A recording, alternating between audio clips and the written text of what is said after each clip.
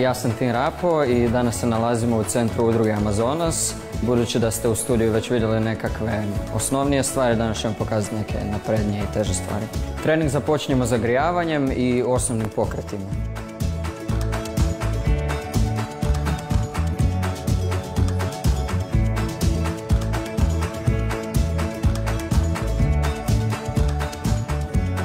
Sada ćemo vam pokazati neke udarce.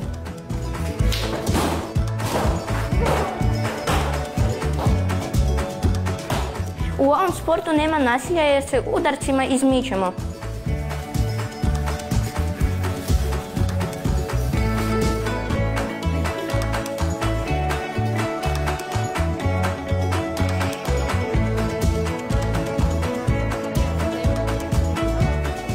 Capoeira je super sport jer ima puno akrobacija.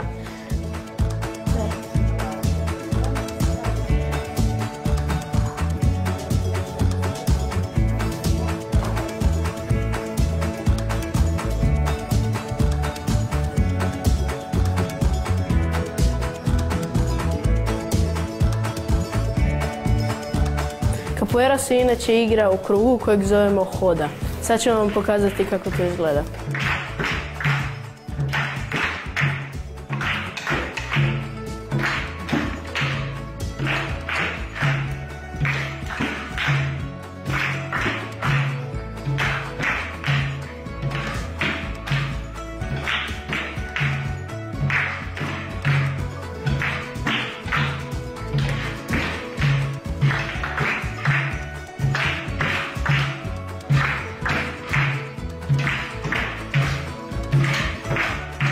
Moje ime je Leon Filipović, jako mi se sviđa capoeira, najviše mi se sviđaju akrobacije, ali se tada istežemo i jednostavno su zabavne. Moje ime je Anđela Vita Čolak i volim capoeiru pošto stalno radimo nešto novo. Pridruži nam se u capoeiru. Ja sam Vatroslav Tito Čolak, treniram ovdje već 3 godine. I kod capoeire mi se najviše sviđa to što sam u dobrom društvu i odmah nakon škole se dođem ovdje razbuditi. Ja sam Stjepan Juranić i treniram capoeiru već 4 godine i volim što u capoeiri ima jako puno akrobacija.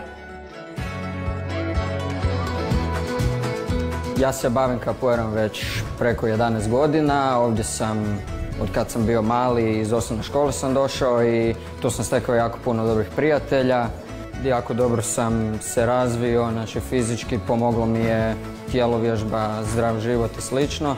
I mislim da je dobro za svakog da dođe ovdje, makar da si nađe nekakvu dobru ekipu da uživa.